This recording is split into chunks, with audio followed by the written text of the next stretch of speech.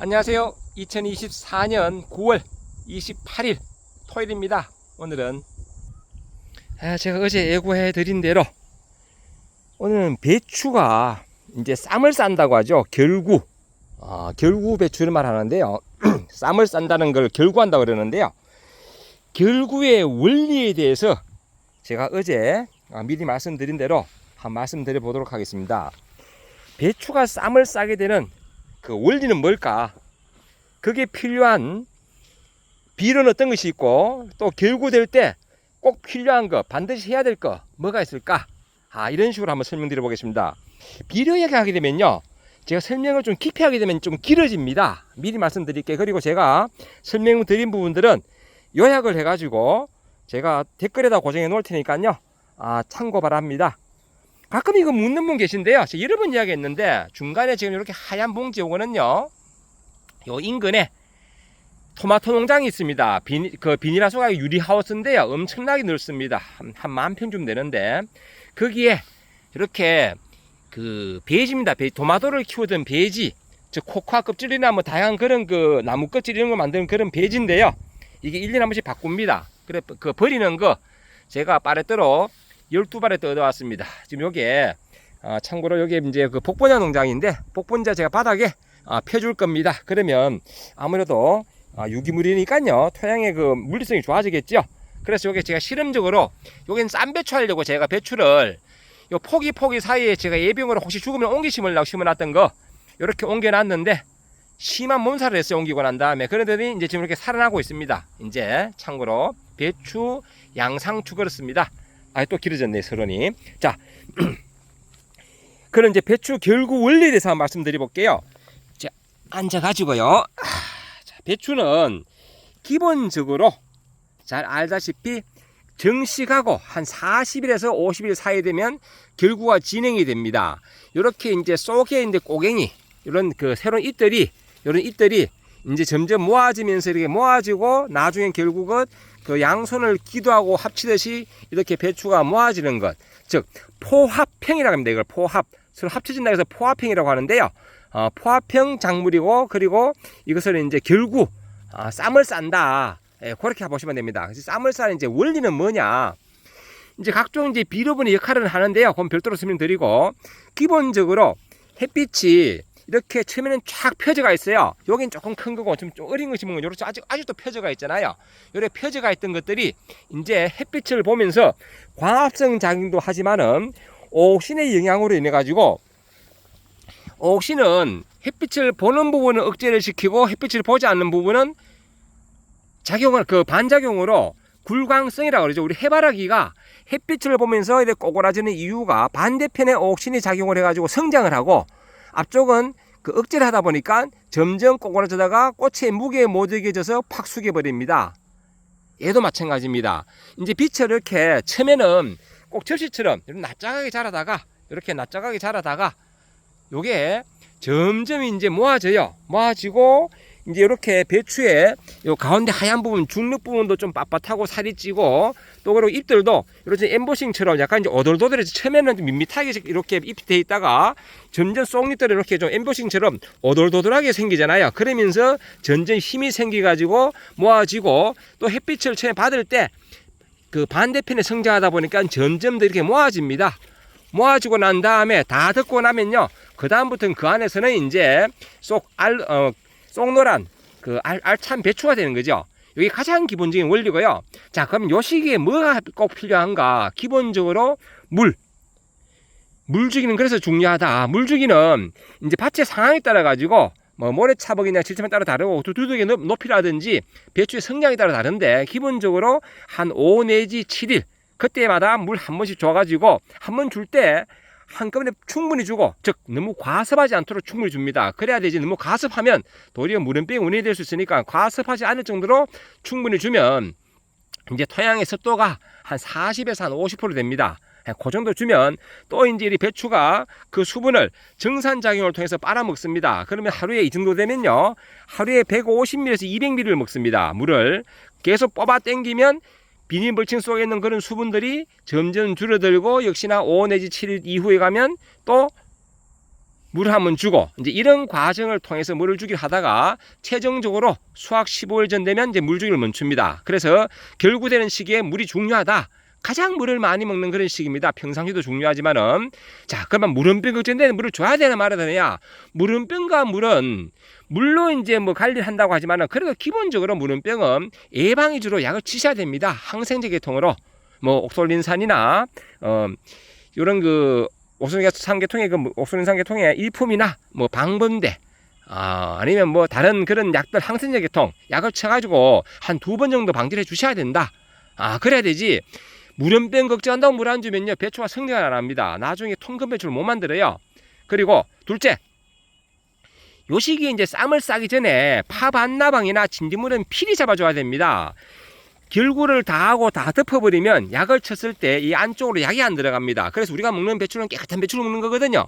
즉 쌈을 싸기 직전에 잎 뒷면에 혹시 진딧물이 한 마리 있으면 잡아줘야 된다. 진딧물이 있으면요 나중에 이 안에서 한 마리만 들어와도 새끼를 낳고 해가지고 나중에 엄청나게 많은 진딧물 때문에 결국은 그 배추를 못 먹고 버리게 되잖아요. 버리게 됩니다. 그래서 피리 진딧물 그리고 나방 잡아주셔야 돼요. 안에서 벌레를 먹기 시작하면요 계속 거기서 삽니다. 그래서 피리 잡아주셔야 된다. 그리고 셋째, 이제 비배 관리입니다. 저는 이제 어제 2차 후 끓음을 했어요. 그리고 그 2차 후 끓음에 들어갔는 게 그 질소, 칼리, 그리고 칼슘, 그리고 미량주스 들어가 있는 그런 그 혼용된 그 수용성 기제 어제 비료를 뿌렸는데요. 어제 그 영상 보신 분들 아실 겁니다. 저는 유니칼슘하고 비슷한 유니칼맥스를 어제 이 고랑에다가 뿌려줬습니다. 고랑에다. 왜냐면 이게 너무 늦게 나가지고 이 포기 사이 이제 할 수가 없어요. 왜? 잎이 전개된 부분까지는 뿌리가 전개됐거든요. 그래서 저는 고랑에다 뿌려줬고요. 그래서 비료가 중요하다. 여기서 이제 그 중요한 비료, 요 시기에 이제 결구가 되는 시기에 어떤 비료가 더 많은 역할을 하느냐? 바로 칼입니다. 칼리는 이런 그 배추에 골격을 유지합니다. 건물로 말하면 그 칼리는 그 철근 콘크리트, 철근으로 보시면 됩니다. 철근. 그만큼 칼리의 역할은 중요하다.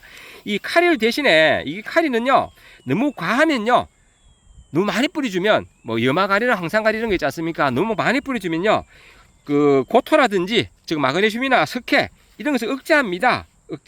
그러니까 너무 많이 뿌려줘도 안 된다. 하여튼 가리의 역할은 뭐 여러 가지가 있지만은 뭐 탄수화물의 이동이나 축적 뭐 이런 거 한다 하지만은 가장 중요한 거는 그 정산작용을 조절하고 체내 수분을 그 조절하는데 가리가 역할을 하고요.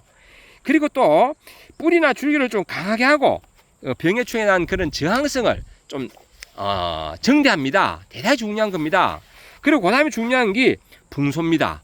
붕소는 이게 역할이 그 도와주는 역할을 보시면 됩니다. 도와주는 역할. 그리고 뿌리 끝이나 생장전 끝 요런 데에 성장하는데 붕소의 역할을 합니다.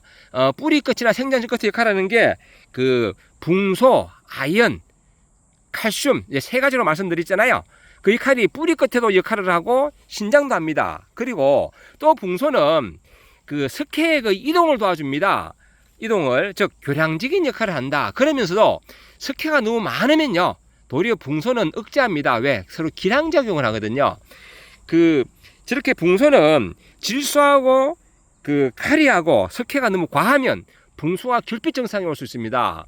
나는 붕소를 했는데 붕소 결핍이 올까? 그것은 질소질이나 칼이나 석회를 너무 바짝 마를 때 많이 뿌려서 그렇습니다. 그러면 붕소 결핍이 온다.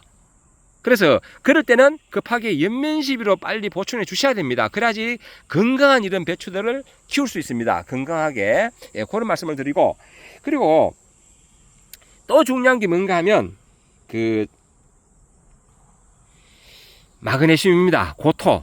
이 고토는 엽록소의 구성 원소라 제가 말씀드렸잖아요. 이 부족하게 되면 이런 그 연맥, 요게 이제 그 중력이고 요걸 연맥이라고 그러거든요. 여기 결국 이제 물간부, 체간부가 있는 통로입니다. 물이 들어오고 영양물이 이동하는 통로인데 이렇게 연맥 간에 황화 증상이 오는 게 바로 그 고토 즉 마그네슘입니다. 그래서 요 시기는 마그네슘, 붕소, 칼슘 이런 것들을 주기적으로 한 번씩 이제 연면시비할 필요가 있다. 그래서 제가 며칠 전에 칼붕마, 칼슘, 붕소, 마그네슘 제가 연면시비 한번 했잖아요. 중요합니다. 그리고 진딧물이 이제 이렇게 결구될 때 나는 없었는데 왜 생겼을까? 그럴 때는 뭐를 주셔야 되는가 하면 혹시 비닐물층이나 이런데 그 개미가 다니는가 한번 보셔야 됩니다. 개미가 제가 지금 설명드리는 중에도 좀 개미가 한 마리 보이네요. 이게 또 보이네. 그러면 이게 진딧물이 있다는 이야기입니다. 이렇게 개미가 한 마리 다니죠, 여기요. 이렇게. 또 진딧물이 있다 봐야 되겠네요. 왜 그러냐면 이게 지금 진딧물은 이 뒷면에 주로 있기 때문에 잘 안 보여요. 잘 안 보이기 때문에 이 뒷면에 있기 때문에 저러면 또 진딧물이 있다 보시면 됩니다. 밭에 개미가 보인다. 그러면 진딧물이 있다고 생각하시고 피리 방지를 주셔야 됩니다. 그렇게 세 가지, 기본적으로 세 가지, 물주기, 그리고 그 비료, 그리고 그 특히 병해충 중에 진딧물, 이런 건 좀 필히 좀 잡아 주셔야 된다. 이제 제 그 채널에, 유튜브 채널 통해서 이제 배추 정상에 대해서 주로 이제 뭐 안 좋은 정상에서 보통 많이 묻는 부분들이 있어요. 자, 기본적으로 그 비료 이야기 나누는 걸 조금 더 말씀드릴게요. 자, 이동이 빠르고 느린 비료가 있습니다. 예를 들어서 질소, 인산, 가리, 그리고 그 조금 전에 말한 거는 마그네슘, 그리고 그 몰리브덴, 요런 그 비료들은요, 성분들은 이동이 좀 빠릅니다. 즉, 이동이 빠르다는 것은 부족하게 되면 겉잎, 피 먼저 장애를 나타나고 거기에 부족한 그 겉잎을, 속잎을 살리기 위해서 서로 이동을 해서 이리 보내줍니다. 나무로 말하면, 과수로 말하면 그 가지가 쭉 자라는 것 같으면 가지 끝이 장애가 먼저 오는 게 아니라 이동이 빠른 것들은 밑에 묵은 잎이 먼저 장애가 옵니다. 배추도 마찬가지 이런 묵은 잎 쪽에 먼저 장애가 온다. 그리고 이동이 느린 것들은 뭐냐? 이동이 느린 것들은 석회, 붕소, 그리고 망간, 그리고 철, 그리고 황, 아연, 그리고 염소, 뭐 이런 것들은 그 이동이 좀 느립니다. 느리기 때문에 그 이제 결핍 증세가 왔을 때는 그 좀 빨리 연면십을 해주셔야 되고요. 이동이 느린 것들은 어디에서 증상이 나타나는가 하면 이렇게 새잎, 그리고 선단, 이런 데서 나타납니다. 그렇기 때문에 특히 붕소 같은 경우는 그 나중에 보면 끝부분이 약간 마르는 그 증상이 나타나고요. 그리고 칼슘은 이 끝이 누렇게 돼가지고 결국은 성장을 못해서 우리가 흔히 하는 이제 티번 증상, 꿀통배추로 가죠. 꿀통배추. 예, 티번 증상이 나타나는 이유 바로 그런 이유입니다. 오늘 이렇게 제가 잠시 이렇게 그 비료에 대해서 좀 말씀드리고요. 그리고 그 배추의 결구 원리, 광합성 작용을 하면서 생기는 그런 그 생장 호르몬인 오옥신이 그 뒷부분의 성장을 돕기 때문에 이렇게 누워있던 것들이 세워진다. 지금 이렇게 접시처럼 이렇게 누워있는, 이렇게 있는 것들이 서는 원리가 이제 빛을 보고 하니까 이 뒤쪽에 뒷면이 성장해서 이렇게 모아지는 거거든요. 이렇게. 그래서 바닥에 쫙 붙어있는 배추가 어느 날 보니까 점점 서가지고 이렇게 모아지더라. 그러면 비가 오더라. 오늘도 비 소식이 있는데요. 비가 오게 되면 이렇게 좀 모아지니까 여기에 떨어지는 물들이 모아져가지고 우리 지붕의 그 물바지처럼 모아지고 해서 뿌리 근처로 스며들어가서 비닐물층으로 스며들어가게 되거든요. 그래서 물주기 할 때 이제 비가 왔는 걸 감안하고, 특히 비를 맞으면요 물이 좀 충분히 먹습니다. 예, 그런 걸 감안하고 좀 그 물주기 해주시면 되고요. 주로 물주기에서 정확하게 묻는데 제가 정확하게 며칠 만에 주라고 할 수는 없는 게 밤마다 다르다. 물 빠짐이 다르고 다 다르기 때문에 그거는 밤마다 그 날짜는 3일 만에 줄지 10일 만에 줄지 일주일 만에 줄지는 스스로 판단을 해 주셔야 됩니다. 예, 그렇게 말씀드려보고요. 오늘 이렇게 배추에 수확전 꼭 해야 될 거 3가지 말씀 다시 한번 반복할게요. 중요한 거니까요. 물주기, 둘째 병충해 방제, 특히 진딧물, 그리고 파반나방, 이런 나방류 꼭 잡아 주셔야 되고요. 셋째 비배관리입니다. 그래서 웃거름 저는 어제 마무리했고요. 웃거름은 정식 후 한 달이면요 2차까지 끝내야 됩니다. 그리고 3차는 그로부터 15일 뒤에 상황을 봐서 이제 흙골에 뿌려주시면 돼요. 저는 3차는 안 하고 이제 연면식으로 조정할 겁니다. 예, 그렇게 말씀드려봤습니다. 늘 멋진 날 되시고 행복한 날 되시기 바랍니다. 감사합니다. 키우시면서요, 특히 신규농, 기농 이러신 분들 좀 잘 모르잖아요. 모르는 부분들은 부담 없이 댓글로 질문하시면 제가 이렇게 영상으로 설명하든지 댓글에 대한 답글 제가 드리겠습니다. 늘 좋은 날 되십시오. 감사합니다.